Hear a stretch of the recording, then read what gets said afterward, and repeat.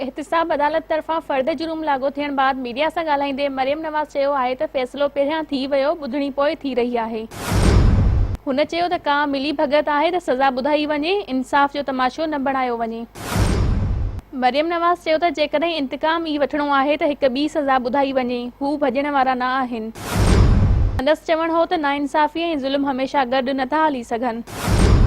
मरियम नवाज़ चयो त नाइंसाफ़ी ख़िलाफ़ आवाज़ न उथारणु सभिनी खां वॾी नाइंसाफ़ी आहे।